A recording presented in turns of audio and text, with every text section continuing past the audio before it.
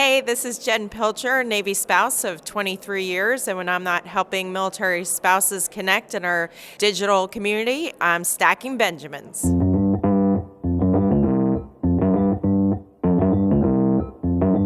Live from Joe's mom's basement, it's the Stacking Benjamin Show.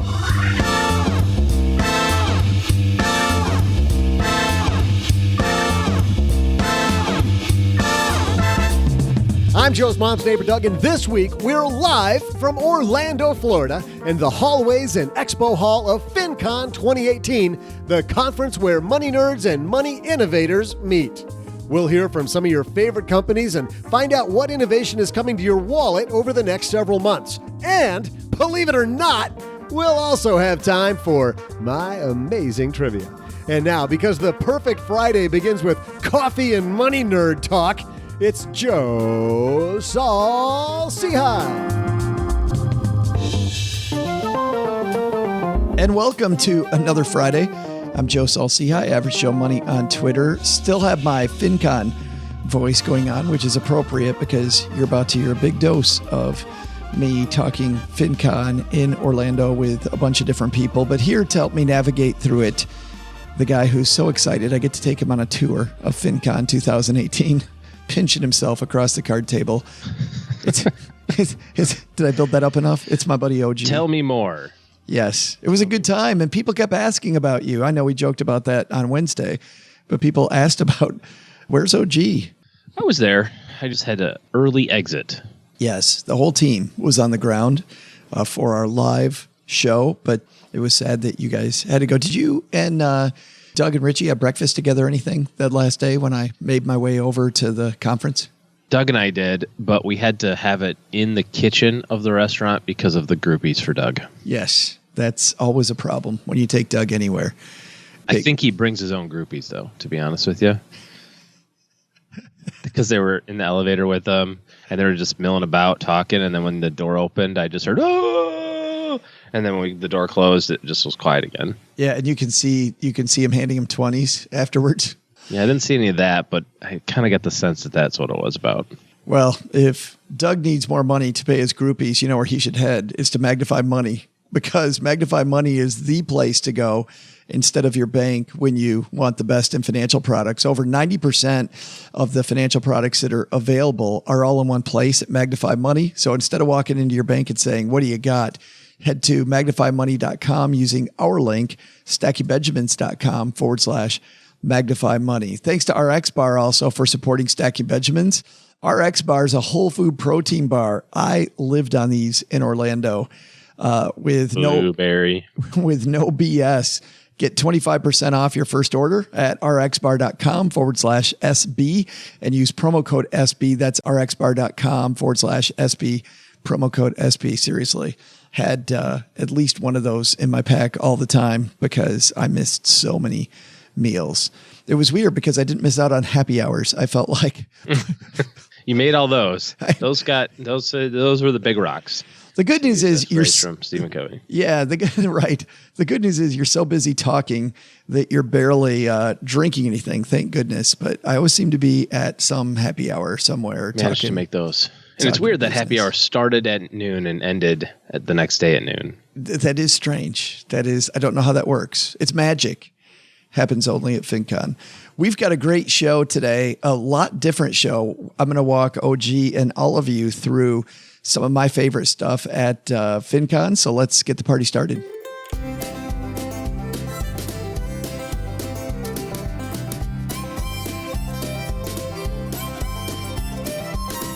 Did something a little different this year, OG. Instead of a lot of the fintech guests, I mostly focused on big brands and what big brands are innovating, because I didn't really do that much in the past, I realized. So this year, you're going to hear from a lot of brands that you already know and things that they're doing. But one that you should know, we will start with the fintech one, though. I met Tori Dunlop in the hallway at FinCon. And I know that tomorrow, do you remember tomorrow, OG, from the Friday FinTech segment? You can get your will done right on the app. Mm-hmm. Yep. So Tori was there. Dave Hanley was on the show. We'll link to Dave's original appearance in our show notes page. But they've got some things they're working on. So let's go down to the hallway outside of FinCon 2018 in Orlando, where Tori Dunlap and I talked. It's always fun who you meet in the halls of FinCon. And Tori Dunlap from Tomorrow's here. How are you? I'm doing so well. Thanks for having me. Your voice is doing better than mine. Oh, I've got cough drops packed. I'm ready to go. I should have. I'm never prepared. But I'll lend you some. It was so cool to see you in the hallway this morning. You guys at Tomorrow, Dave Hanley was on the show, and we'll link to it in our show notes at StackyBenjamins.com. But first, for people that missed that episode, Tori, tell everybody a little bit about what Tomorrow's about. Yeah, so Tomorrow was built by Dave Hanley, who is our CEO, and of course he was on the podcast. And basically, we're trying to get families to have a will. That's the main priority. So we offer a free will to every family in America because 6 out of 10 people don't have them. So we're trying to leverage the phone, your camera, your contacts to really make this a connected experience between generations. So we offer a free will, a trust, and life insurance, and it's just, we're really, trying to get people to take advantage of a tool that a lot of people just don't have yet. Well, like I told Dave when he was on the show, it's so exciting. That's an area that's needed to be disrupted for a long time. So taking the stodgy will and making it kind of fun is really cool. But I know when Dave was on the show, he said that wasn't it. There's more stuff coming. Can you tell us anything new? You know, nobody listens to the show. It's just you and I. So tell us, is there anything new coming? Yeah, so there's a ton of stuff happening, and we're really excited about it. So the way you enter the app is completely new now. So we have a completely different onboarding experience. So we're really excited to make it even more about families. So when you come in, you pick your pronoun, which is something we've had since the beginning, but you actually choose what your family looks like. So do you have a spouse? Do you have children? Do you have grandparents, parents? And so we're trying to really focus on how do we tailor these solutions to your family specifically. Another thing we're really excited about that we're announcing at the end of this week is a new partnership with NFP, which is one of the largest benefits brokers in the United States.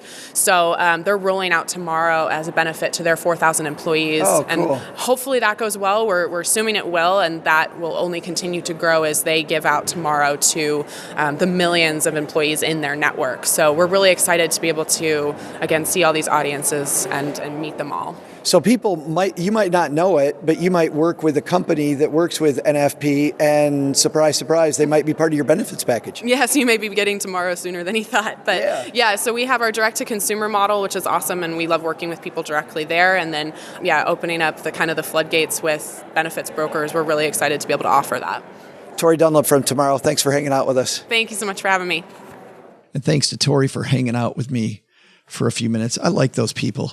A lot of these fintech companies, they're so passionate about what they do.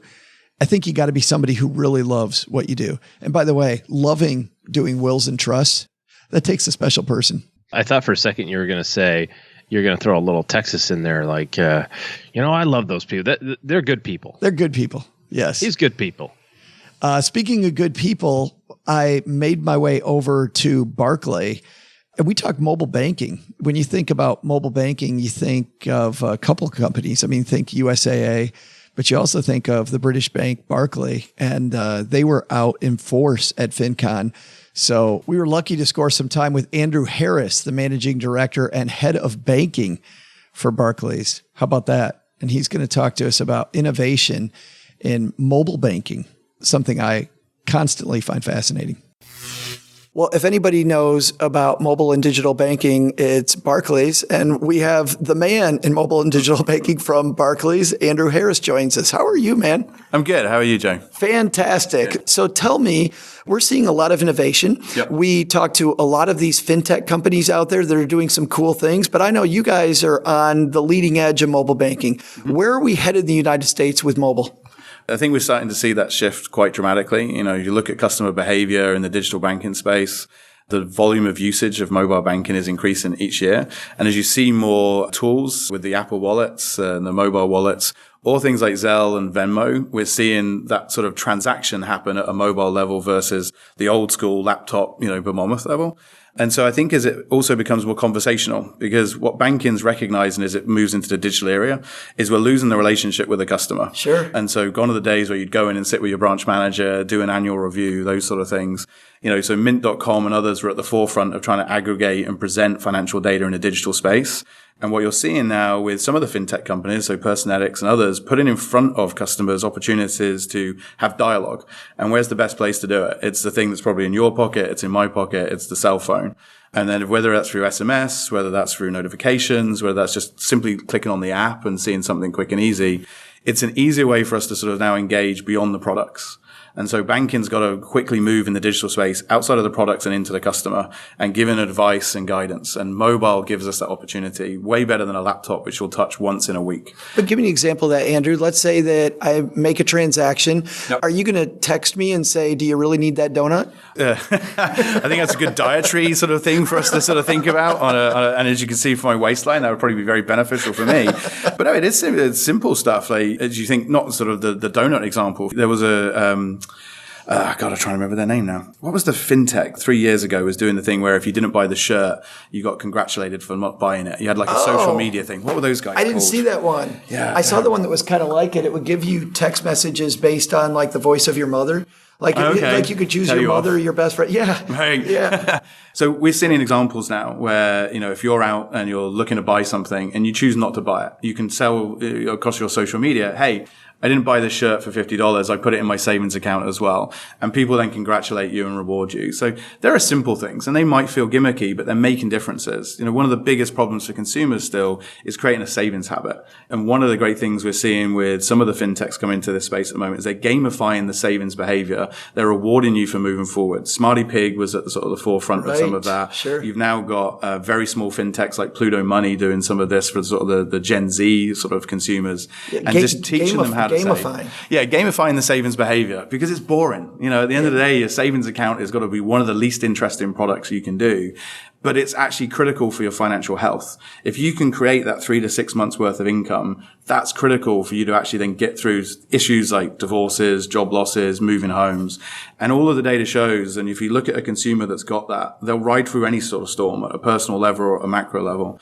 So using the sort of the ability to converse via a mobile phone and giving you great advice on that sort of thing is brilliant. But sure, there'll be stuff on credit cards. One of the things that we want to see more and more, we've got a multiple range of credit cards, is are you using the right credit card? So if you just literally use that credit card for a transaction where you could have got a higher reward balance from us, we absolutely want to prompt you go straight away to say, hey, if you got a chance, you can take that back. Flip it around. But going forward, make sure you're spending in the right way. That level of customer centricity is much, much more important, and mobile gives us that opportunity. I've been reading some stories lately talking about banks such as yours getting rid of some features, not because they're not cool, but because not enough people are using them. Yep. And when I hear about that, it's so frustrating. How do you get the word out? I mean, besides obviously Stacking Benjamins where everybody listens. Well, working with great affiliate websites obviously is a great start. I think as well, one of the things that banks suffer from is it's harder for us to test because of regulation and other issues. So if you take Zynga and some of these sort of game sort of websites, Facebook pieces, what they do a great job is they'll have buttons that people can click on and it will say coming soon, but it's testing appetite, it's testing interest. You imagine if a bank did that, hey, do you want to do this feature, and then we can't actually deliver behind it. So unfortunately our test and learn culture gets slowed down a little bit to do it. And so some of the things that you're probably seeing is that someone has tried it, someone's put a feature out there. We've done that in the past. We tried different features and simply it doesn't resonate with customers, or just customer behavior changes very quickly. You think about what you do in your mobile phone now is very different 2 years ago to today. And so I think you'll see much more test and learn. And the challenge is don't crowd the mobile app. So one of the things we learned in the UK is that we were stuffing all this stuff in the mobile app and it became a long scroll to get to actually what you wanted. So simplification, it's always the hard thing, isn't it? Customers want choice, but you want to provide it in a simple way. And so balance is really, really important. Don't stack your mobile phone with a ton of features. Less is more. Sometimes, and especially when it's certain financial products, I think less is more. Some financial products are a bit more complicated. You'll see that still a lot of the work in fintechs, in investment space drives much more to a laptop experience. There are the exceptions. Robinhood and others are sort of trying to create something in the mobile phone, but the majority of them still, our customers are going into the laptops to sort of see it because it's hard to see your total financial life when you're thinking about retirement planning in a mobile phone. But when it comes to day-to-day spending, when it comes to budgetary work, those those sort of spending tools absolutely should be in your mobile phone, accessible to you. Lots of brands here doing exciting things. FinCon is a great place where we see lots of innovation. You guys obviously aren't sitting still. Tell me what's going on that's new at Barclays, something that's exciting that you guys are up to. So we're continuing the theme of sort of financial well-being. A couple of years ago, we were the first credit card issuer in the US to actually put a credit score in front of consumers for free. So, customers have easy access then to see that FICO score and importantly then get advice on how to change it. So that was sort of one dimension. If we then go forward a little bit on the deposit side of it, we're one of the few digital providers that actually has a native app. Most of the sort of the standalone savings providers are laptop only. And that's a frustration for customers because often digital bank customers are customers who have got the rainy day money. That's why they're taking the money out of the bank where they're not getting as good a rate. They can come to us and get 1.9. But there's always this sort of like, you kind of want to see your money. You want to make sure the money's sort of still there. I always joked that we should develop something called Money Cam, where you sort of click on it and it actually opens a safe and it's sort of, it's your money in a safe. So it feels sort of more real. And so tools like that drive towards financial well-being, and something you're going to see a lot more from us next year is a lot more consolidation of that. So putting all of that sort of data together, come up at a level to a customer and almost imagine sort of a financial well-being score. Imagine 0 to 100. We talk about gamification. Yeah. Where are you on financial well-being, and what would be the next 3 or 4 steps that would move that score up? How do you take customers in small increments through that sort of journey? And it's hard because as the digital banking world has sort of grown, it's like diversified products and it's diversified for customers where all their banking is. And how do we bring that back together without necessarily taking all the products in? Yeah. So with data aggregation now and some of the players like MX, Yodlee and others, you can do that sort of thing and therefore give customers great financial advice, even though they're not necessarily bringing all their banking with you. And I think that's something you'll see a lot more from us in 2019. That sounds really exciting. I just love hearing about innovation, and I'm kind of sad to hear you're not sitting around at Barclays with your feet up, just really all the time. You can't in this world, it's and you've got to be really adaptive to the growth of the fintech and understand that they're putting out great propositions and how do we work with them to bring that into the consumers. So it's always changing. There's always great environment, and technology just keeps giving us great opportunities to work with customers. So constantly moving world is great. Andrew Harris, thanks for hanging out with us for a few minutes. No worries. Great to meet you, Joe. I love the way he pays a lot of respect to startups. You don't see the head of big banks like Barclays, often OG, spending time talking about startups and about fintech. But that's cool to see that maybe some of the big banks are starting to get it. Well, that's really important because that's the next generation stuff. That's where the puck is going. Right now, everybody's focused on baby boomers and the latter Gen Xers because that's where all the money is. But you have to think about where all the money's going to be. And if you're a big time banker, you got to get those roots set today, because if another bank or another institution figures out how to interact with where the money's going to be faster than you, bye-bye. Man, I saw that Cheryl and I went to Disney, shock of shocks. Really? You don't say. Was that before or after your trip to Germany? I mean, Bavaria. Well, you could say it either way. I also went to Austria, by the way. You want me to tell you about that part of the trip? Good day, mate. Put another shrimp on the barbie. That joke never gets old. Did I tell you that in downtown Vienna, we saw T-shirts that said Austria and had a kangaroo with like a red line through it, like no kangaroos? That's so cool. I wish you'd have got me one. I totally should have got you one. I think I did snap a picture just for you, but of course I haven't shown it to you yet. Good stuff there. But my point about Disney was just seeing them continue to reiterate and innovate. And I kind of got some of that from Andrew. You have to your point, John, continue innovating. Next, we've done stories about, number one, credit cards and about some of these quirky entertainment-based reward points. Remember that headline a couple weeks ago? Mm-hmm. We also did the headline about give JP Morgan $75,000 in cash and they'll start giving you credit card like reward points. Love it. So our friend Matt Schultz from Compare Cards was walking around the hallway, and he's a guy that I've always wanted to have on the show, and we've never, unfortunately, gotten on the show. So let's say hello to Matt Schultz and see what he thinks about those two topics. I'm talking to Matt Schultz from CompareCards.com. Matt, we did a couple stories recently on the show about two different credit card things that I wanted to get your take on. One is we did a story about a new card that if you use it for movies and for entertainment options, you get not the usual 1% or 2% rewards, you get closer to 4%. Is that just a gimmick, or is that the future? Are we going to see more of this? Well, I think it's an interesting trend, and it's something that we haven't really seen much. So much of the credit card focus has been on dining and travel and cashback and groceries and that sort of thing. But I think the entertainment aspect is interesting. Like for somebody like me, I spend a fair amount of money going to ball games, and it would be nice to be able to get 4% back on that $100 you spend on a ticket. And I'm also a season ticket, which is whole different commentary, by the way. Yes, exactly. That's not exactly the most frugal thing you could do.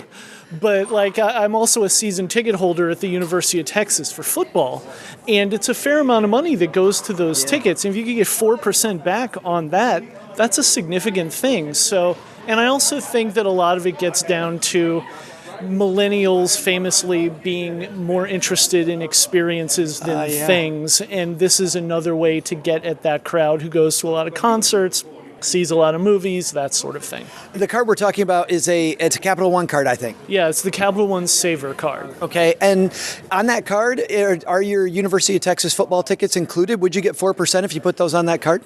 It's funny, that's actually a question I asked of the Capital One folks earlier today. And to see if you can get it? Well, and I'm not 100% sure because I know that buying tickets for just a one-off football game would probably be covered. But I actually went and looked at my spending to see if this card would make sense for me, and I saw how my season ticket purchase was noted online on the statement, and it was labeled as something like other instead of being labeled as like entertainment. Yeah. So I'm not entirely sure if that would work. That's a little bit in the weeds, but that kind of raised some questions for me as to whether it would actually kind of get to where I want to go. So if somebody's like you, though, you want to do the same thing and ask the credit card company questions about it with the type of entertainment you like before you spend the money. Yeah, absolutely. And really, if you have questions about a card, the best thing that you can really do is just call the issuer or reach out to them through their website. And you're probably not the first person that's asked that question, so they'll be able to help you. Right. If you shock the credit card company, something's probably wrong. That's exactly right. All right. Second question is, we did another story recently. I believe it was JP Morgan Chase came out with a new program where if you put $75,000 in their checking account, they have credit card-like reward perks. Are you seeing more banks get into the perks game? Do you think that's coming? That's absolutely coming, and that's a result of, in a big way, is the arms race that we saw with credit card rewards and things like the Chase Sapphire Reserve, where you'd get the card and you'd keep it for a year and go away. What these folks want to do is keep you around and upsell you the same way that you're asked if you want a pair of socks or a belt when you shop at the Gap, right? It's all about kind of the lifetime value that you have to that business. And there's another card, Bank of America is doing something similar, where if you have X amount of money in one of their accounts or like a Merrill Lynch account, then they give you greater credit card rewards. So it's all about giving people a reason to stick around. But the funny thing is, you think about $75,000 not earning any interest. Maybe you're paying for those rewards. Yeah, exactly. The banks are always going to do just fine. Matt Schultz from Compare Cards, thanks for hanging out. Thanks for having me. The innovation you see going on at FinCon is incredible. And none were as incredible as walking past the Fidelity booth, and here are people with virtual reality goggles. Oh, super jelly. And I thought at first that it was just a riding a roller coaster or something like that. Yeah, just some way to get people into the booth. It turned out that Fidelity is using virtual reality to show people and have them feel how they are going to hit their goals. So first, let's talk with Adam Schuella, the head of emerging technology for Fidelity Center for Applied Technology. And then after the interview, I actually did it. So let's hear what it's all about. Then I'll give you my impression. We're here with Adam Schuella at Fidelity Investments. Adam, I think you might be one of the people responsible for this cool-looking VR thing I'm seeing behind. You don't see VR stuff, by the way, at a financial conference. What's going on? I lead the emerging technology group here within Fidelity Center for Applied Technology. And what we do is we look at new and emerging technologies and rapidly build proofs of concepts to articulate the potential of these technologies to fidelity in the industry. So it's one thing to read a paper about something or watch a video. What we do is we roll up our sleeves and we build these proofs of concepts to get a real strong understanding of what the potential of these technologies are. We have one over here today that's actually focused on customer education. So we have, sure. Yeah. How do you get from Fidelity working with 401k plans, working with investments, working with 529 plans to, virtual realities for us? I mean, are you on the Xbox one night and go, We actually have a whole research team internally within Fidelity Center for Applied Technology. And then at the beginning of the year, they publish a report. And the report has new and emerging technologies that have the potential of impacting Fidelity in the short, medium, and long term. So it's actually, they have two things. One is looking at technologies from a short, medium, and long term, and also socioeconomic trends that have the potential of impacting Fidelity over a short, medium, and long term. And my group focuses on getting a real strong understanding as to what those technologies are, what are almost like their superpowers, and how can those new technologies displace some of the technologies that we're using today. I think in my business of podcasting, I'm looking at like the smart speakers even also. Are you guys is that on your list as well? Absolutely. So we've done a lot of work in the immersive user interfaces, which is virtual and augmented reality, but we've also done almost the total opposite of the zero user interfaces, and that's, think about the voices and the voice interfaces and things like that. We've actually built a proof of concept that combines the two of them together. So leveraging the superpowers of the voice interfaces with the superpowers of the virtual reality interfaces and combine those two together to create something that's, above and beyond and potentially has that potential of really displacing other technologies. So tell me about the experience. If I put these goggles on, which I'm going to do later, tell me what I get. So the first thing that you're going to do is you're going to end up in this room. And the room is going to, with these big machines. So think about almost vending machine sized machines. And you're going to go through and we're going to collect 4 or 5 pieces of information from you. Your age, what your salary is, how much you save for retirement on a regular basis, and your investment style. So how do I get that with goggles though? Am I typing with my hand or what am I doing? We've got these big machines. So the age is this big wheel, and you'll spin this big wheel and set it to your age. Yeah. People tell me I have to spin my wheel for me a long way. Yeah, you might have a little bit of a distance to go, but that's okay. The salary is you've got all these different little balls, and you'll put these balls into a bin, and that sets your salary. Oh, wow. And then your savings amount, how much you have, it's almost like when you're setting an alarm clock. You've got these big buttons, you push it and you hold it, it'll go faster as you're, And then the third one, the last one is your investment style, and we've got this big lever that you have to push to set it to where you are, everything from aggressive growth all the way down to conservative. And so you set all of these pieces of information, and then you'll leave the room and you'll go on to the green line. And that green line is that path towards retirement, and you'll have to teleport, because in virtual reality, you've got this really huge space, but in reality, you've got this tiny space that you're standing in. Right. So you'll teleport to behind this puck almost, and it's another big machine. So when you get close to it, it expands, and you're standing right in front of it, and you'll pull this pinball plunger, basically, and that pinball plunger will age you 5 years. And you can change your contribution amount, you can change your investment style, and what will happen is when you age 5 years, there's a random market basically that happens over that course of 5 years, and your puck will move forwards or backwards based off of that market, as well as some of the adjustments that you've made. Oh, that's cool. Will even present to you at different turns, different life events that might come up. So one of the things that I was actually having a discussion in the hallway earlier about is people that have not experienced like a market downturn and the feelings. Like we talk about guys that have been around for a little while, like me, like you can't experience the feelings. You're getting to the like I would imagine with the sensory experience, people start to have these feelings as they see the puck go back and forth.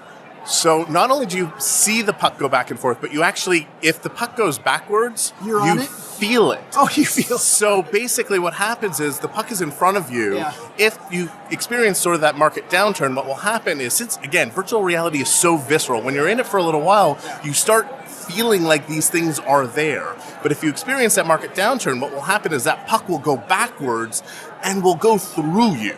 Oh. So you feel feel like this thing is coming right at you. I've seen people jump out of the way. I've seen, so you get this experience that, you're never going to get on a laptop or a computer screen or something along those lines. That it's really, again, like, how do we use this technology to help people better understand, get these experiences that they otherwise wouldn't be able to get? Is there any way or any time that our listeners are ever going to be able to play with this stuff themselves?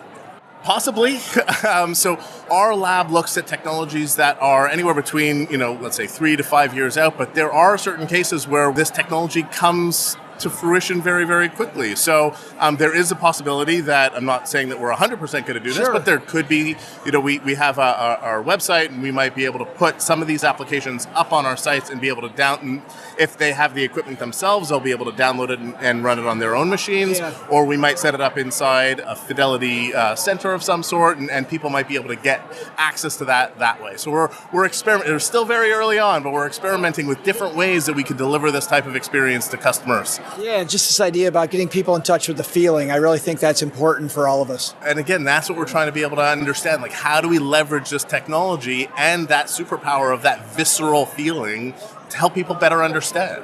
Yeah. Adam, thanks a lot for hanging out with us for a few minutes. My pleasure. Thank you very much. Thanks to Adam for spending a few minutes with us. So this is so cool. They strap on the goggles and they put these earphones, and you're in this room. And he goes, look to your right and you'll see a big screen. And I look over and there's like this huge screen TV. But of course, I'm looking to the right in the virtual room, but it feels like it's right over there. And I had this little pointer in my hand. So because the booth was a limited size, you'd use the pointer to teleport. So you'd find the space by moving around the little joystick pointer. And once the light glowed on the floor where you wanted to be, you pulled the trigger and it teleported you to that spot. And so then you could use your thumb on the top of the trigger to go grab stuff. So when he was talking about grabbing some levers or putting some balls in a place, it was wild. And sure enough, just like he said on the interview, I'm standing on this thing that looks like a golf course I'm about halfway up the fairway, and I can see the flag up the hill. And the flag is my retirement goal. And I'm standing behind this huge puck. He tells me to get aggressive on my goal, and I get aggressive, and I'm standing right behind the hockey puck, and the market goes down 30%. And when the market goes down, the puck goes right through me. And it feels weird when the puck goes through. It goes screaming right through me. And I look back, and now the puck, which is my goal, which is how close I am to my goal, is all of a sudden way back there. And now I've gone from... Did it play that womp womp music? Right. Now I've gone from 50 years old to 57 years old. And it's so weird when you can see it, when you can see that you got screwed by a down market. And I was fairly close to my goal. And now my goal is nowhere in sight. So then I had to go back behind the puck again. I got an inheritance of about $40,000. I put all that money in. And then I also upped my savings from 10% to 20%. And I lowered my income need in retirement. But I'm doing this virtually at this little screen in front of me that you pull down, where I'm pulling levers. And so I have these virtual reality goggles on, and I'm pulling levers and moving things. I finally get it the way I want. You press kind of like a pinball machine. You pull back the little plunger, like the pinball machine plunger, and you push it forward, and all of a sudden the puck goes up and it's almost to the hole. And he's like, see, you stayed aggressive. When the market went down, you saved more. So you ended up making your goal. Now, luckily, you got that inheritance. Like, sadly, it took somebody dying for you to make it. But it was Aunt Betsy finally took one for the team. Helped you out. It was very cool stuff, though. Yeah, it was wild to be able to feel it. Like you and I sitting at a table with people, year after year, helping people do this stuff. You kind of wish they could feel it. And holy cow, could I feel it by seeing it, because I could see it. I could hear it. You could hear the sound of the puck. You could hear birds and stuff. It was incredible. Very cool. Yeah. One of my favorite things is thinking about your goals in a timeline. And so you've got competing goals. And so you start looking at those over a timeline, but you put all of the people that are important to you in a chart and then start adding 5 years to them, including yourself. And all of a sudden you go, oh, well, when I want to retire, I still have a kid in college. Or I'm going to be 80 at the same time that my parents are 100. and my kids will be 65 at that time, or whatever the case may be. So it just kind of puts all of those things in perspective of how all the different pieces of the puzzles start to work together. It's funny you say that because I also caught up with a friend of the show, and he's been on the Friday FinTech segment before, Chris Hutchins from Grove. And it was good to see Chris and hang out with him for a minute. And let's hear about innovation going on at Grove. Another phenomenal former guest of the show in the halls of FinCon. We are catching up with Chris Hutchins from Grove. How are you, man? I'm doing great. It's fun to be here. Well, I'm so glad you're here, and we'll link once again to you originally being on the show so people can go hear the full interview. But for the 3 people that missed that, because I'm sure everybody listens to every show, tell everybody a little bit about Grove. Yeah, so we started Grove to try to help people figure out how to do the right thing with their money. We pair them up with certified financial planners, and we build personalized financial plans. Once again, you can go into all that because we go into the weeds a little bit on the show, but what's changed since you were with us last? Yeah, so I think when we were last there, we were building a financial plan, and now we're kind of more of an annual service. We help you figure out whether you're on track down the road and how to get back on track, and really try to kind of bolster your financial peace of mind throughout the year. Can we talk about something? You and I had a great conversation over coffee. Well, I had coffee earlier. It's this idea of milestones. And it was cool that you're very intently interested in milestones and their importance in your financial plan. Yeah, so most people don't think about financial planning at all. The closest they get is, I want to buy a house, or I'm having 2 kids and I want to make sure they live a fulfilling life. And so if people have goals of saving for a house or college or retirement, you can set points along the way, maybe every year, where do you want to be by the end of the year? So we think it's going to be helpful to let people see how they're trending, not just towards the macro goal that might be 20 years away, but towards what they need to do this year to be on track for it. And so instead of this, we build a plan, it kind of atrophies, we rebuild it, you're thinking beyond that. Yeah, one of our designers calls it the living plan, because it's not, here's where we are today, let's check where we are today again in 365 days. It's how do you evolve to where are we right now? And, it doesn't have to update every second, but, like a credit score, you don't need to check it every day, but maybe every quarter is a good time to check in and say, how are we doing? Am I on track? Have I been saving the amounts I said I would?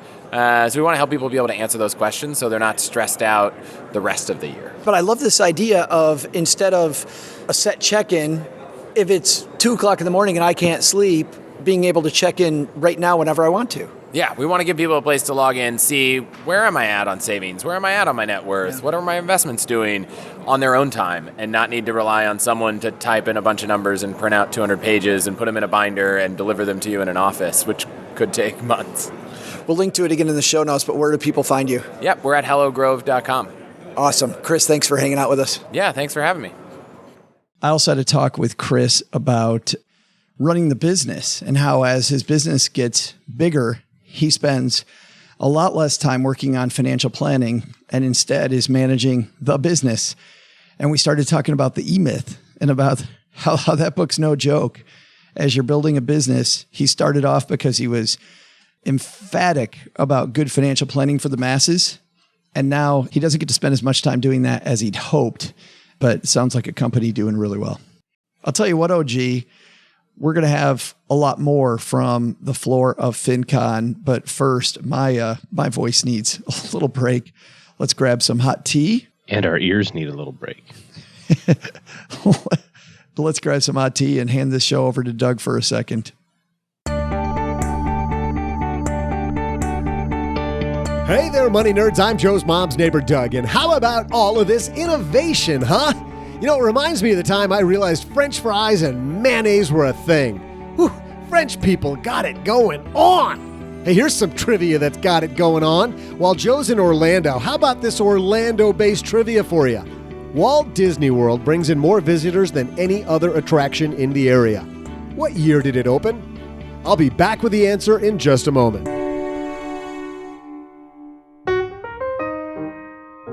Big thanks to RX Bar for supporting Stacking Benjamins. RX Bar is a protein bar made with 100% whole ingredients and no BS. No bad stuff, like added sugar, artificial colors, artificial flavors, preservatives.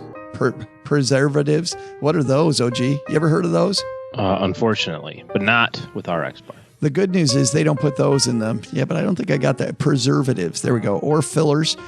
RX bars are made with a few simple, clean ingredients where every ingredient serves a purpose, like egg whites for protein, dates to bind, nuts for texture, and other delicious ingredients like unsweetened chocolate, real fruit and spices like sea salt or cinnamon. Oh, good night. RX bars, gluten-free, soy-free, dairy-free, no added sugar, no colors, no artificial flavors, no fillers.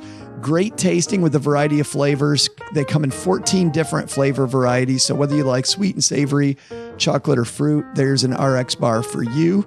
Blueberry is my current love. Blueberry, mixed berry, and chocolate and sea salt. Do yourself a favor. Make a trifecta out of those. You can make a RX bar sandwich. You will not doubt it. Yeah, put a couple blueberries on the outside with the chocolate sea salt in the middle. There you go. Yes. Who needs one when you can have three? Like 750 calories, but you'd be completely full for the entire day. RX bars are ideal for breakfast on the go, snack at the office, push through your 3 p.m. slump, push you through FinCon, throwing in your bag on a plane, tossing in your backpack for a bike ride or a hike. I will generally have one just before a long run or just after a short one. RX nut butter is brand new also. They now have an RX nut butter, which contains a few simple and similar ingredients like egg whites, fruits, and nuts. Each single-serve packet's squeezable and spreadable and contains delicious creamy nut butter with 9 grams of high-quality protein. Pairs great with fruit, rice cakes, pretzels, or straight out of the pouch. When we talk about pairing RX bars, we should do it in like the snobby wine voice. This pairs wonderfully with fruit, rice cakes. You'll notice the after palate flavors of date and sea salt with a front forward delicious aroma of blueberries and almonds. Do you think it ruins it if you have like an RX bar and port together? Mix. I think that is not what you're supposed to do, but does that defeat the purpose? You could do RX with something simple like a cab. Yeah, absolutely. Cabernet Sauvignon. You make my RX bar sandwich for dinner, side of nut butter. Delicious. Glass of wine.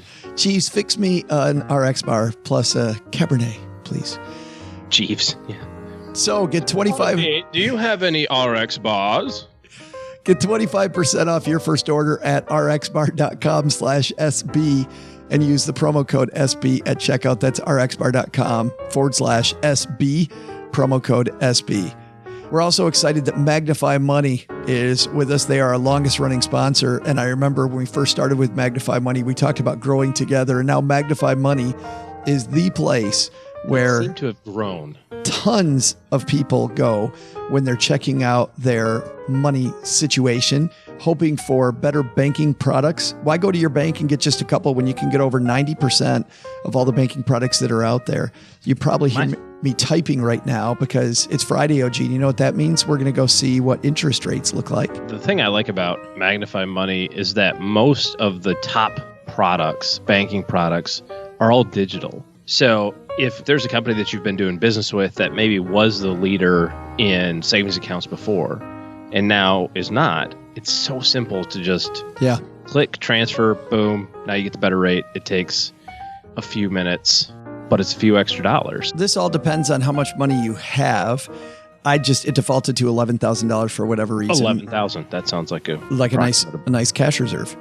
The top interest rate right now at Magnify Money, 2.25. My Savings Direct and Utah First Credit Union. Then Peerpoint Financial is at 2.15. Citizens Access at 2.12. VioBank at 2.11. CIBC at 2.10. And then 5 more above 2%. So we're getting to that point, OG. People are cresting over. The wave is... Yeah, if you're still at a point and a half, you're still 1.5, and you said somebody's at 2.25. Go get you some more money. Very easy to do. StackyBenjamins.com/Magnify Money, of course. Also, you can pay less interest to the man by getting your interest rate down on those credit cards, personal loans, student loan refinance options. It's all at MagnifyMoney.com. Use our link, StackyBenjamins.com/Magnify Money.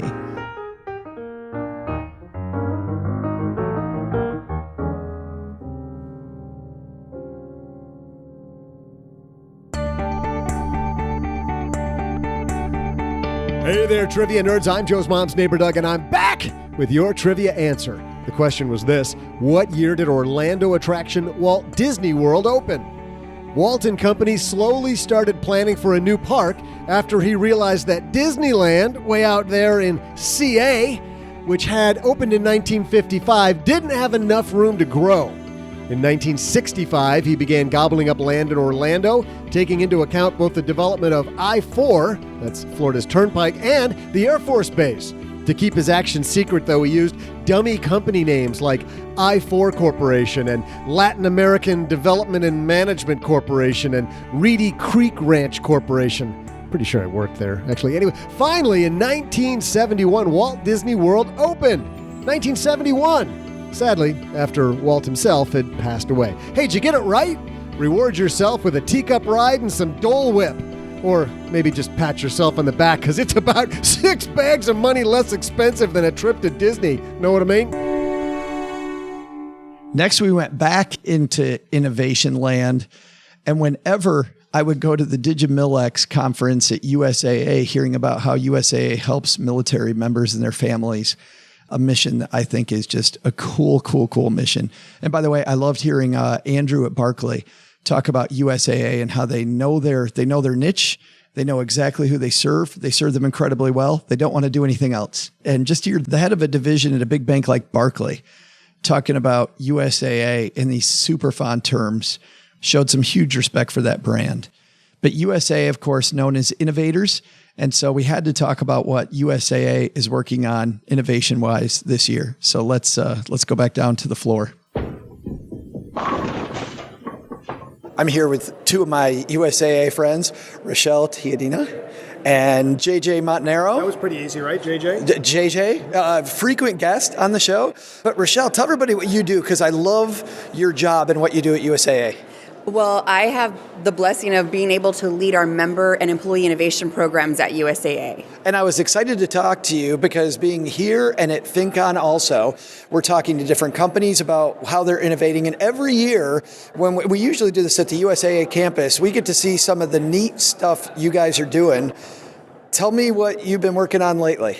Well, you're definitely going to have to come back to the campus because we've launched an innovation showcase to highlight the spirit of innovation across USAA.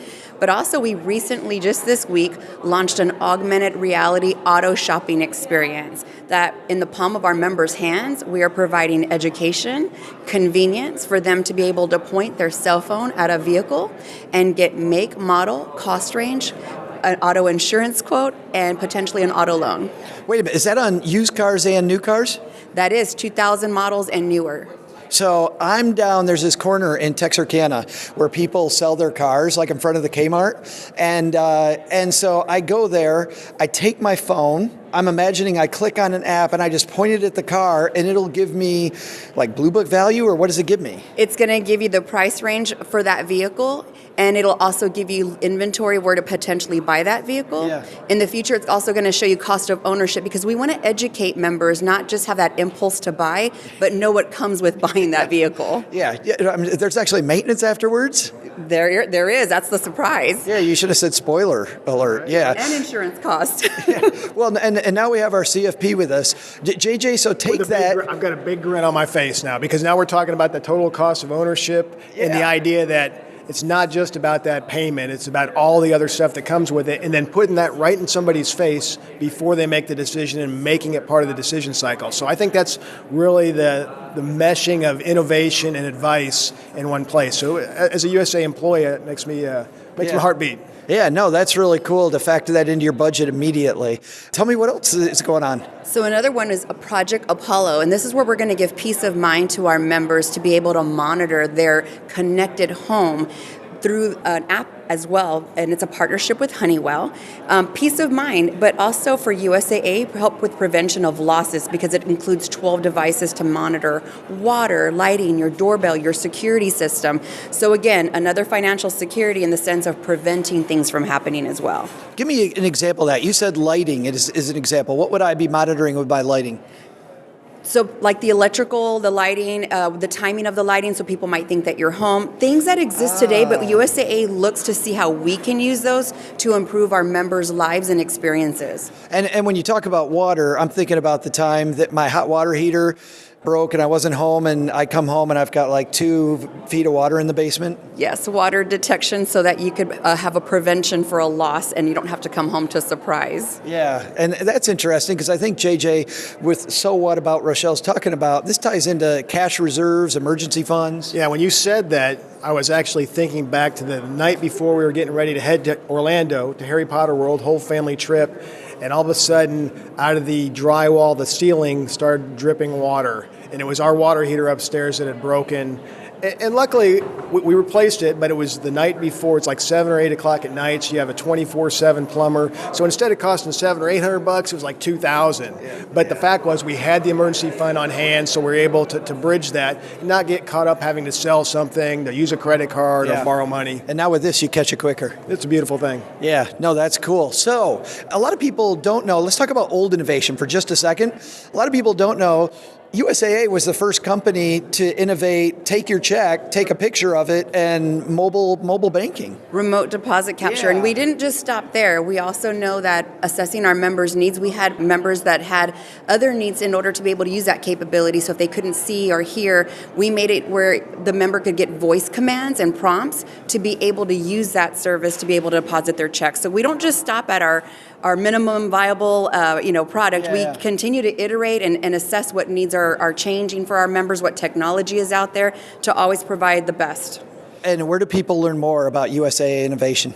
They can come to USAAlabs.com to plug and play on USAA's latest innovation. That site also invites them to concept test with us. So who better to ask than the people we're building for? What do you think about this? Would you use this? And they can do that at USAAlabs.com. Awesome. Rochelle, JJ, thanks for hanging out for a couple minutes. Thanks, sir. It's also always good to catch up with our friend Stuart Ritter from T. Rowe Price. He's been on the show, maybe, I don't know, 4 times, 5 times. Love talking to Stuart. Let's find out what innovation's happening over at T. Rowe Price. Well, we got to get this guy on the show because we get him every year in our potpourri episode. Stuart's back with us. Stuart Ritter from T. Rowe Price. How are you? I am great. Thanks for having me back. Well, I'm so happy you're here. You're better now. Last time we talked, you were a little under the weather. I was very under the weather, so thanks for letting me do it with my real voice and not the coughing voice. I want to ask you 2 questions leaning on your certified financial planner designation and knowledge. A lot of studies lately showing debt still on the rise. I think the latest number was 4% more debt this year than last year. People don't seem to be getting the message, Stuart, or are some people finally getting the message? I think people are getting the message. One of the statistics I'll share that surprises a lot of people is that more than half of American families pay off their credit card in full every month. So a lot of people think everybody's carrying credit card debt, and the reality is most people are not. So if you're in that group, you are doing the right thing, and there are a lot of people like you. And if you're not, don't be thinking, oh, everybody has debt, so this is okay. Recognize that you need to be doing some changing, need to be doing some thinking, and there are people who manage to get to the other side and pay it off. But on the other side of that equation, I'm usually a glass half full guy like you are, but that means people that don't get it are not getting it even more than before. Potentially they are, and I recognize it's hard for a lot of people. The cost of housing goes up. You want to send your kids to college. What's important to think about is how do I still achieve those goals, but maybe on a slightly smaller scale. So it's not that you can't buy a house, but can you buy a cheaper one? It's not that your kids aren't going to go to school, but there's a wide range of costs. So picking something that's a little bit less expensive lets you avoid that debt, gives you enough money for other things you want to do, and still achieve those goals. You and I both get excited about all the financial independence discussion here. It's so cool, that whole movement of people trying to be in charge and use consumerism where you have to instead of letting consumerism carry you away. But there's people on the other side that you guys work with who they're 67, 70 years old. They don't have enough money. Talk about that for a second. If you're an older person right now, how do you cobble together some kind of retirement? There's always opportunities, and one of the things people underestimate is their own resilience. We spend our entire lives dealing with difficult, unexpected situations, and we figure out ways to get through. So approaching it going, oh, I can't figure this out, is not going to get you there. You've solved problems before. There are a lot more opportunities now for people to create income that doesn't involve a 9-to-5, 5-day-a-week job. So part of the solution to your problem could be working part-time, and you've got opportunities to work when you can and you want to. So recognize there's a lot more flexibility than there used to be. Tap into that, and that can make you feel more confident that you can make this work. That's awesome advice. The last time I talked to you, we talked about the gig economy, and that's specifically what you're referring to. Absolutely. We did a study and found a lot of people are involved in it, and it's more for older people. They're doing some work when they want to on the side to generate more money. That's how it fits. So the cool thing here is that we see brands like yours. We see awesome new innovation, new things happening. I know you guys are just sitting around with your feet up, not innovating at all at T. Rowe Price. Tell me what's new. What's going on with you guys now? Our feet are always on the ground looking for new ways to do things. So we have a couple of things. We're consistently helping to educate people and try to make this complicated financial planning stuff simple so people can make good decisions. So speaking of the gig economy, we're focusing on helping people who have small businesses, which could be something that they're running full-time or something they're doing on the side, how to help them think about retirement and how they can save for retirement. We've got a robo-advisor, so as people are thinking about how do I put a portfolio together, we've got the entire spectrum from a retirement date fund that packages it for you to something more personalized to a full-blown advisory planning service. So we're looking at ways for people to get where they want to be by helping simplify the process of saving for retirement, saving for their kids' college education, so they feel confident they can get the things they want out of life, buy the things they want, and achieve the goals they're looking for. Lots of tools on the site, Stuart. Is it just directly go to T. Rowe Price and follow the trail, or is there a more direct link people should use? TRowePrice.com will let you pick out who you are and get you to the tools and the stories and the answers you're looking for by starting at that point. Awesome. There's a treasure trove of stuff there, guys. So we'll have a link to T. Rowe Price in our show notes at stackingbenjamins.com. Stuart, it's so great to have our annual hookup here at FinCon. I look forward to seeing you at the next one. Deal. Thanks. All right. And to round out today's show, a place that you talk about quite often, OG, and I've given gifts from this place before myself. Stockpile was in the expo hall. And so I stopped there to find out what's going on at Stockpile and got a nice little surprise here at the end of this interview. Check this out. One gift I know a lot of you have purchased for people in your family, maybe kids getting ready to save, is Stockpile. And as I'm walking through the expo hall at FinCon, I found Juan David Rodriguez from Stockpile. How are you, man? I'm great, thank you. Looks like a lot of people here. We just had my friend Adam Carroll, who's a great student loan expert here. You guys having fun at FinCon? Yeah, it's great. A lot of people are having a lot of questions about our product and how it works, so we're excited about it. Well, let's talk about that. For the two people that might not know what Stockpile is yet, because I see you everywhere, tell them about it. So we're a stockbroker, but our differentiator is that we allow fractional shares in stock. So instead of buying a full share of Amazon, let's say if you don't have $1,800 to put on one share of Amazon, you can actually just put $5, and we'll give you a fraction of that share. So you actually become a stockholder of that stock, but for a fraction of it. So it's something kind of unique about our platform that not many companies are doing out there. And then our other differentiator is that we offer gift cards, whether they're physical gift cards or e-gift cards. And with these gift cards, you can buy $25, $50, $100 of your favorite stock. You can gift them, or you can buy them for yourself and redeem it on our platform. And then you get a fraction of the stock that you want. I love this idea because as a money geek, giving somebody another thing that they might not use during the holidays or birthday versus giving them stock, it's like you're helping their future. Yeah. And the thing, our founder really saw that there was this friction of like how to get into the stock market. Right. And if you love a brand or if you love like a company, right? So I think he came up with the idea of being at the Apple store and seeing like how many people would be interested they're so committed to the Apple brand, right? Like, it's like, hey, would you like to actually be a small owner of Apple? And when he did that survey, it's like a lot of people is like, yes, I would love to, but I don't know how to. I don't even know how this crazy stock market stockbroker world works, right? So he created these gift cards to make it very easy, right? And now you can buy a gift card in Target that says Apple. I was going to say, I see them at the grocery store, I think. Yeah. You can redeem it. You $50, $25 on Apple, and then you are a stockholder now of that stock. So that's kind of like the differentiator. And it's truly the companies to get people start investing in the stock market. Just get started. There's some other platforms that allow you to start investing, but we see that they're sometimes very complicated. They have this short market buy, limit buy order, like all these things. It's like, what? I just want to buy a simple stock. Like, how can I buy a stock, right? So we're trying to like take a step back and just make it as easy as possible for a person who didn't go, like, they didn't have a finance degree to understand, like, oh, you can actually invest for the future. It's easy. And we see that once they get the foot on the door, like once they start getting investing, then it's easier to get them to like invest little by little for their future, and get more comfortable with the fear of understanding it. For the other half of our audience that knows Stockpile, they may give Stockpile as gifts or use it themselves. You guys, I know you're not standing still. What's next? You got any developments coming, things that you guys are working on now that you can tell our two listeners about? Yeah. We are working on redesigning our app. Okay. So that's hopefully coming on Q1 next year. And so we're looking to make it really more easy or easier and more approachable to like the whole experience on our platform. Which is wild because it's pretty easy right now. I've been on there. It's not that hard yet. Yeah, but we see, for example, that there's some functions that our users ask for that we don't offer, or there's some other functions that they might get the user confused, right? Gotcha. Or it's like, why are you showing me this? That's just getting me more confused about the whole process of buying and selling stock. Gotcha, and that's Q1.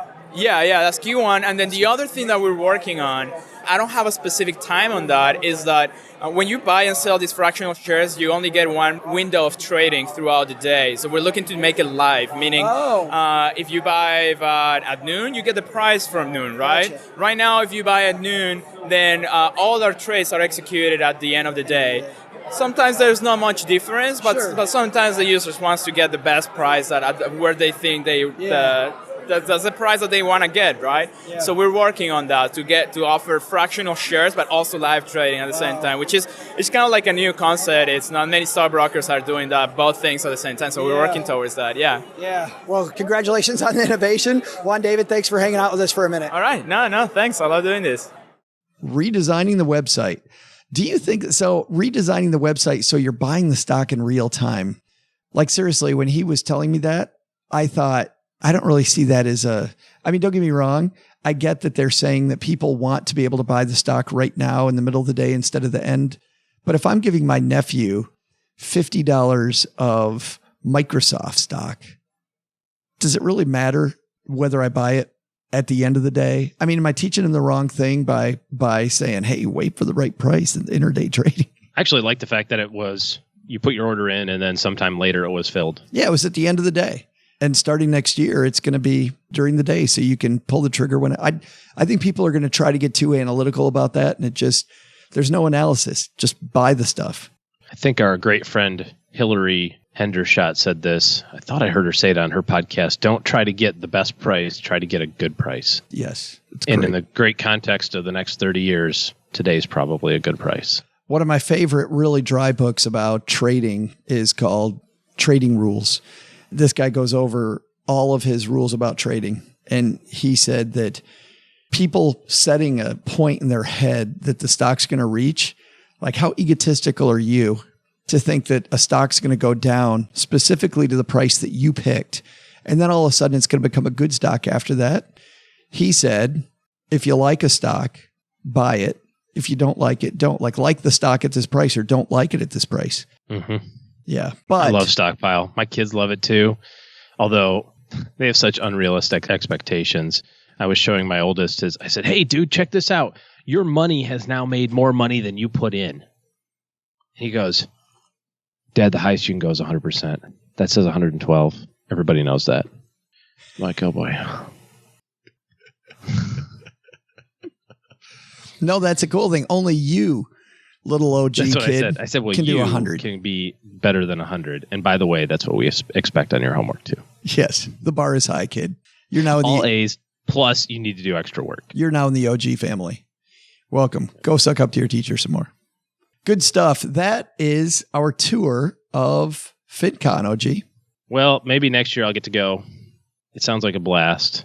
Last year it was awesome. So, I'm sure it'll be awesome again. It certainly was fun. We're headed to DC next year with FinCon. The district. Excited to see that.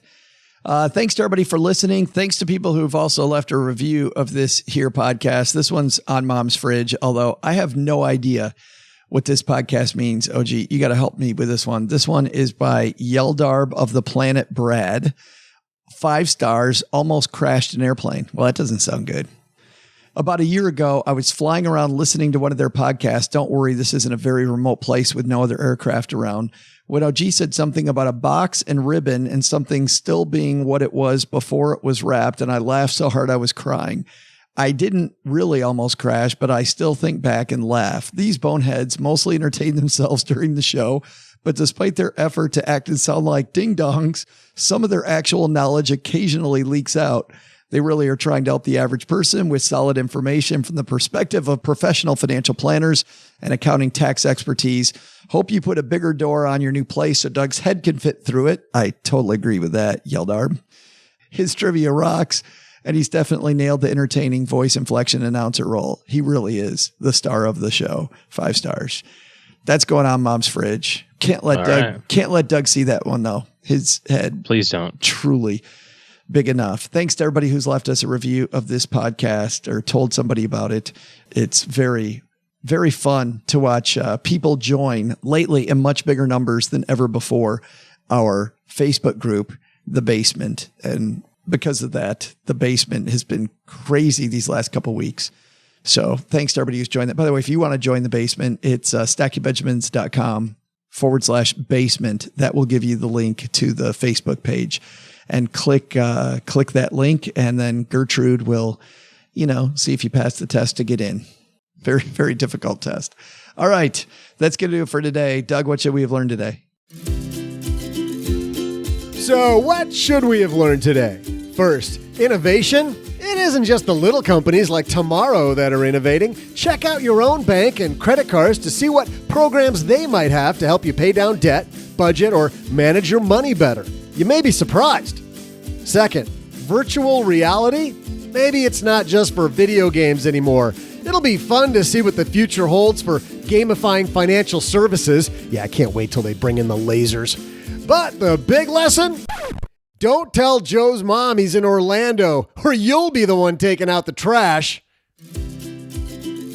Special thanks to all of our brands who participated in today's fun show.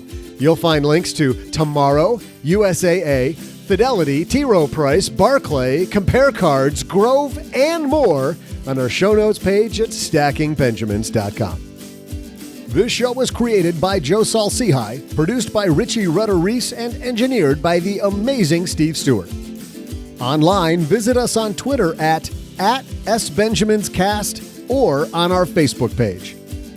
I'm Joe's mom's neighbor, Doug, and I swear the worst part about coming over to Joe's mom's house is having to put on pants. SB Podcasts may receive payment on the show from sponsors and guests in the form of books, giveaway items, discounts, or other remuneration.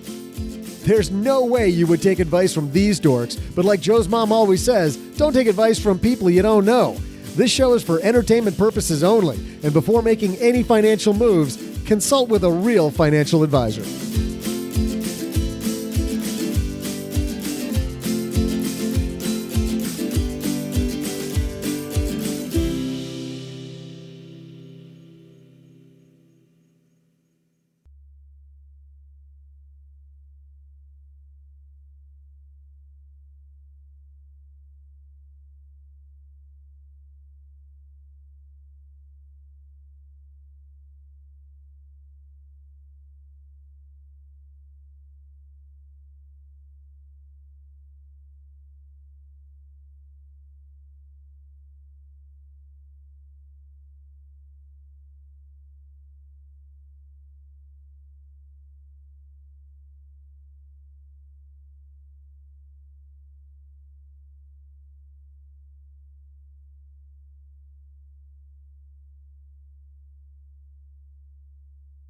I want to talk for a second about this controversy brewing this week.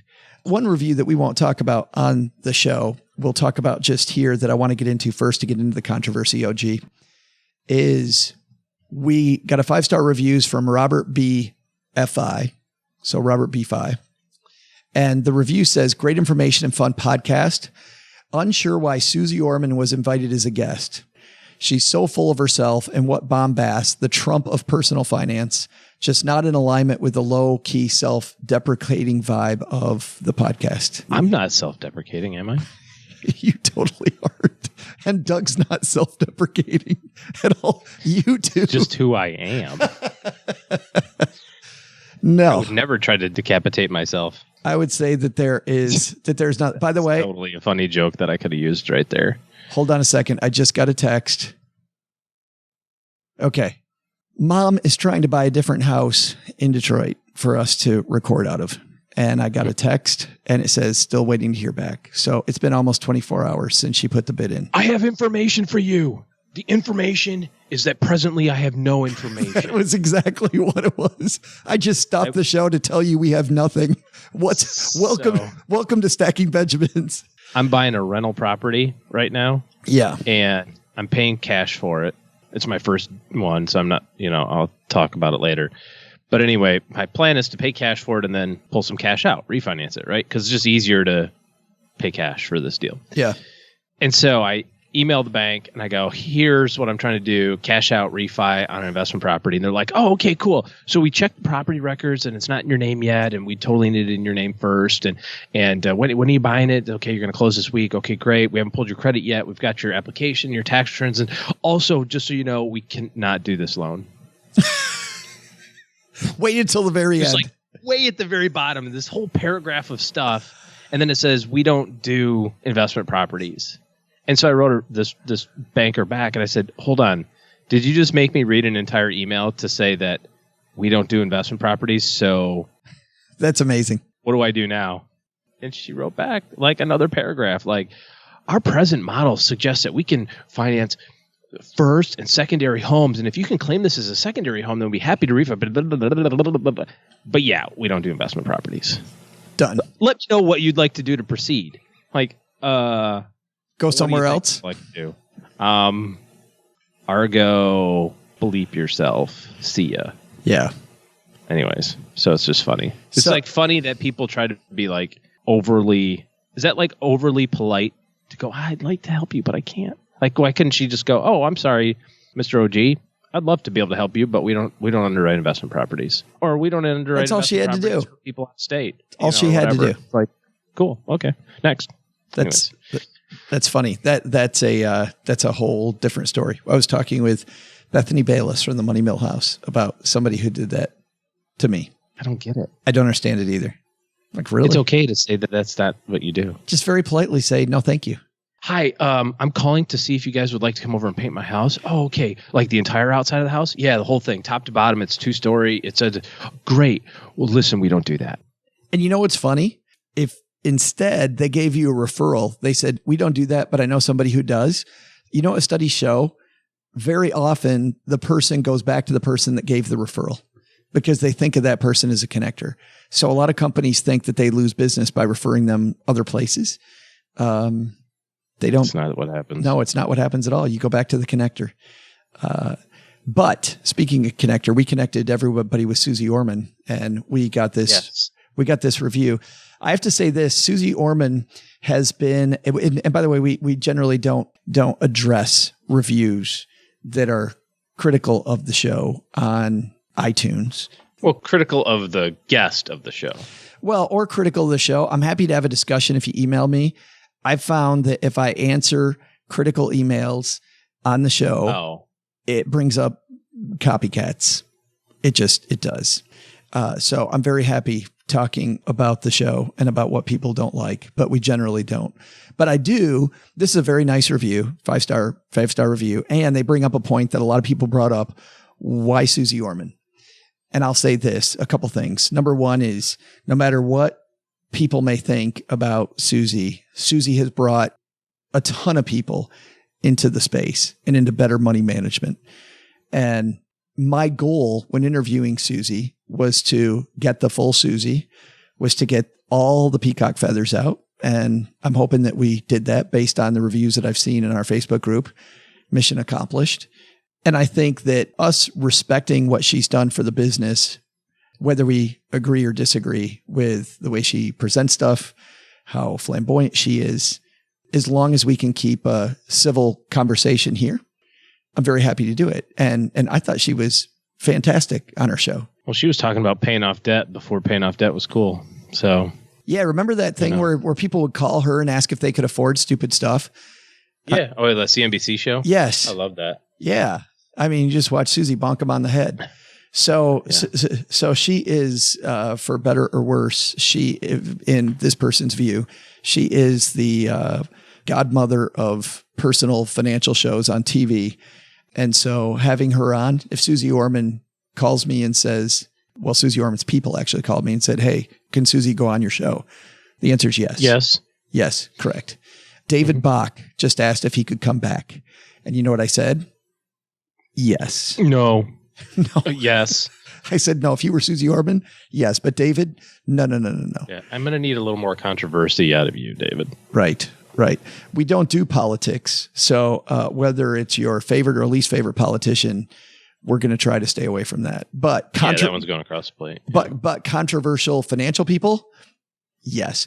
And I love the fact that Paula Pant, and this is what everybody blew up about this week, our good friend Paula got this interview with Susie where she said she hated the FIRE movement, where Susie said she can't stand FI. What's funny is that our friend Kimberly pointed out in our basement group, an interview that got considerably less attention, OG, but was making the same point, but in a different way. I was over on the Bigger Pockets Money Show at the same day it was released, making pretty much the same points, but Mindy Jensen, who I love, Mindy was poking me saying, so why do you hate the FIRE movement? And I kept saying, where Susie kept saying to Paula, kept saying, well, I hate it because of this. I hate it because of this. I kept saying, I don't hate it at all. I love it. I think it's phenomenal. Here's my concerns. So if you want to hear a more civil version of that discussion about issues people may have with people maybe getting the FIRE movement wrong, head over and listen to Scott and Mindy and I chat about it on Bigger Pockets Money. But have you listened to the Paula Susie interview yet? No, but I'm going to. Yeah, Juicy Radio over there at Afford Anything. By the way, huge congrats to Paula for winning Podcast of the Year and also for winning Lifetime Achievement Award. It's so depressing when somebody is more than 10 years younger than you and they win the Lifetime Achievement Award.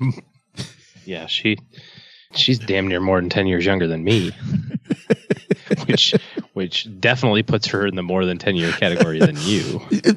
I mean, Paula has more great career stuff coming than she's already done. You know what I mean? Like she hasn't even begun to crest the top of her career. So congratulations on that. And so happy when friends of the show win. Also, Chris Browning, who opened for us from Popcorn Finance. That was your first time meeting Chris, wasn't it, OG? No, I think I met him at last year's FinCon, didn't I? Did you? Okay. Yeah. Yeah. Super nice guy. And so happy that he said yes, that he would open for us. He won Best New Podcast. So congratulations to Chris and Popcorn Finance for... Despite the fact that he was on Despite everything. All these people affiliated with us taking their own career in their hands, and they still came out winners. So anyway, good stuff. All right, that's going to do it. Go Stacks and Benjamins, everybody.